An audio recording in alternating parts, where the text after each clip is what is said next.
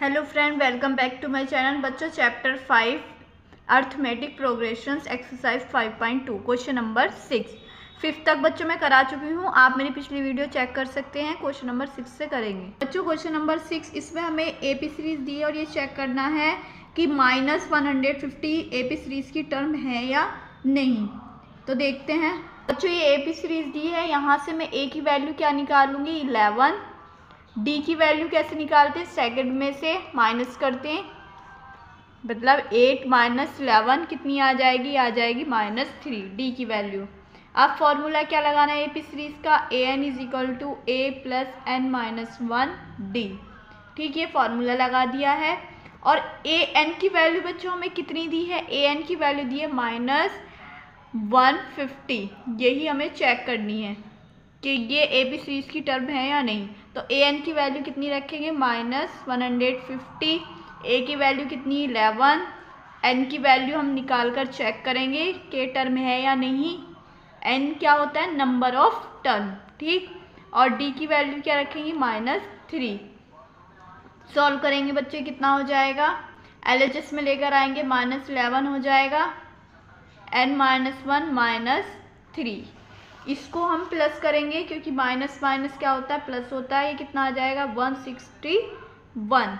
और इस -3 को अपॉन में ले जाएंगे, माइनस से माइनस कैंसिल। 3 से डिवाइड करेंगे बच्चों, ये समथिंग बैठ रहा है 53.66 बैठ जाएगा। ठीक, अब +1 इधर पहुंचा देंगे, कितना हो जाएगा, ये n की वैल्यू बच्चों कितनी आ गई हमारे पास, 54.66। अब ध्यान देना ये है कि बच्चों कोई भी एपी सीरीज की टर्म आपने पॉइंट में नहीं देखी होगी, बट ये क्या हो रही है, पॉइंट में बैठ रही है। तो -150 is not term of AP series. ये -150 जो है ये एपी सीरीज की टर्म नहीं है। ठीक, अगर पॉइंट में आ जाएगा तो नहीं होगी। आप नीचे लिख देना, -150 is not a term of AP series। Next question की तरफ चलते हैं बच्चों। क्वेश्चन नंबर 7 है, इसमें हमें 31st टर्म निकालनी है। 11 टर्म कितनी दी है, 38 दी है, और 16 टर्म कितनी दी है, 73। 31st टर्म हमें निकालनी है, सिंपल है बच्चों। 31st टर्म निकालनी है तो मैंने क्वेश्चन मार्क लगा दिया है। और 11 टर्म कितनी दी है, 38। इसका मतलब A11 की वैल्यू कितनी है, 38। और 16 टर्म कितनी दी है, 73। मतलब A16 की वैल्यू कितनी है, 73। फॉर्मूला हमारा यही लगेगा, a + n - 1 डी। अब तक फॉर्मूला आपको याद हो चुका होगा। पहले क्या रखेंगे, जो हमें दी है, n की जगह क्या रखेंगे, 11। ठीक, यहाँ पर n की जगह 11 रखेंगे, 11 - 1 ये कितना हो जाएगा, 10d। अब A11 की वैल्यू कितनी है बच्चों, 38, और ये हो जाएगा a + 10d। ये क्या बन जाएगी बच्चों, इक्वेशन फर्स्ट। क्योंकि हमारे पास ना तो a की वैल्यू है बच्चों, ना d की वैल्यू है, तो हम इक्वेशन बना देंगे। अब A16 के लिए इक्वेशन बनाएंगे, n की जगह क्या रखेंगे, 16, तो ये क्या बचेगा, 15 बचेगा। d A16 की वैल्यू कितनी है, 73। तो बच्चों ये क्या हो गई, हमारी सेकंड इक्वेशन हो गई। अब फर्स्ट और सेकंड इक्वेशन को हम सॉल्व करेंगे और a और d की वैल्यू निकालेंगे। 38 a + 10d, 73 a + 15d। Minus कर देंगे इन इक्वेशंस को, a से ये क्या हो जाएगा, कैंसिल हो जाएगा।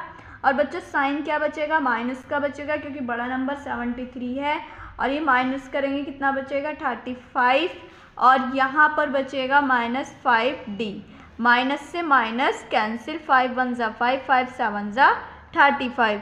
बच्चों यहाँ पर हमारे पास d की वैल्यू कितनी आ गई है, 7। अब d की वैल्यू चाहे इक्वेशन फर्स्ट में रख दीजिए या सेकंड में, d की वैल्यू रखकर हम क्या निकाल लेंगे, a की वैल्यू निकाल लेंगे। तो यहाँ पर d की जगह मैंने इक्वेशन फर्स्ट राइट कर ली है, d की जगह कितना रखूँगी मैं, 7। ठीक, ये कितना हो जाएगा, ये हो जाएगा 70, 10 × 7 70 हो जाएगा। और 78 को LHS में ले आइए, क्या कितना हो जाएगा, माइनस का हो जाएगा। और यहाँ पर साइन बड़े नंबर का आएगा, माइनस का आएगा, और यहाँ हम बच्चों माइनस करेंगे, ये बैठेगा हमारे पास -32। तो a की वैल्यू कितनी आ गई, इसको सीधा करके लिख देंगे -32। अब हमें कौन सी टर्म की वैल्यू निकालनी थी, a31 की वैल्यू। ठीक, a प्लस n की जगह क्या रखोगे 31 माइनस 1d। अब हमारे पास a की भी वैल्यू है, d की भी वैल्यू है, n की जगह मैंने क्या रख दिया 31। आराम से 31st टर्म हम निकाल सकते हैं। a की जगह मैं रखूँगी 32, ये कितना रह जाएगा, ये 30 रह जाएगा, और d की जगह रखूँगी 7 क्योंकि d की वैल्यू 7 थी, और ये मल्टीप्लाई करूँगी, ये हो जाएगा 210, और इसको प्लस माइनस करेंगे बच्चों, ये बैठ जाएगा 178। माइनस करके देख लेना आप, और ये हमारा फाइनल आंसर है।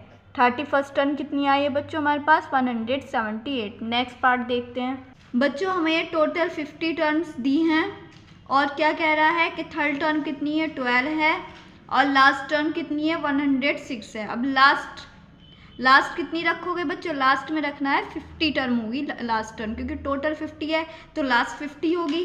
ठीक, फाइंड द 29 टर्म्स निकालनी है। देखते हैं बच्चे, इसको सॉल्व करके देखते हैं, सेम 7 की तरह है। बच्चों यहाँ पर हमें एक थर्ड टर्म कितनी दी है 12, 50 टर्म कितनी दी है 106, 29 टर्म हमें निकालनी है। फॉर्मूला लिख देंगे सबसे पहले हम, उसके बाद पहले जो दिया है वो रखेंगे हम, a3 दिया है, n की जगह 3 रखेंगे। ठीक, ये कितना बचेगा, ये n की जगह 3 रखेंगे, 3 - 1 2d हो जाएगा। a3 की वैल्यू कितनी है 12 है, a + 2d, ये क्या बन गई बच्चे इक्वेशन फर्स्ट। अब a15 की वैल्यू रखेंगे हम, कितना हो जाएगा, ये 49 हो जाएगा बच्चों। a50 की जगह क्या रखेंगे 106, a + 49d, ये क्या बन गई हमारी इक्वेशन सेकंड।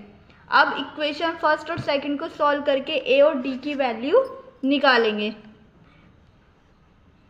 दोनों इक्वेशन को बच्चों हमें क्या करना पड़ेगा, माइनस करना पड़ेगा,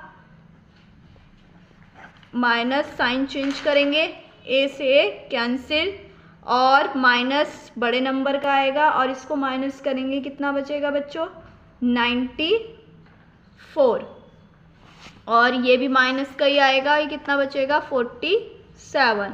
माइनस से माइनस कैंसिल, 47 से हम डिवाइड करेंगे बच्चों, ये 2 बार में हो जाएगी पूरी डिवाइड। d की वैल्यू क्या आ गई है 2। ठीक, तो मैंने इक्वेशन फर्स्ट राइट कर ली है। यहाँ पर d की जगह क्या रखेंगे 2 रखेंगे, कितना हो जाएगा, ये 4 हो जाएगा। 12 - 4, ये a की वैल्यू बच्चों कितनी आ गई है 8, 12 में से 4 निकालेंगे 8। ठीक, अब 29 टर्म की हमें वैल्यू निकालनी थी, n की जगह क्या रखेंगे 29 - 1d, कितना बचेगा ये 28d। a की वैल्यू कितनी है 8, 28d की वैल्यू कितनी है 2। यहाँ पर ये मल्टीप्लाई करेंगे कितना आएगा 56, और बच्चों इनको प्लस करेंगे कितना आएगा 64। तो 29 टर्म की वैल्यू कितनी आ गई 64। इसके बाद भी बच्चों अगर कुछ प्रॉब्लम आ रही है तो आप मुझसे कमेंट करके पूछ सकते हैं। Thank you.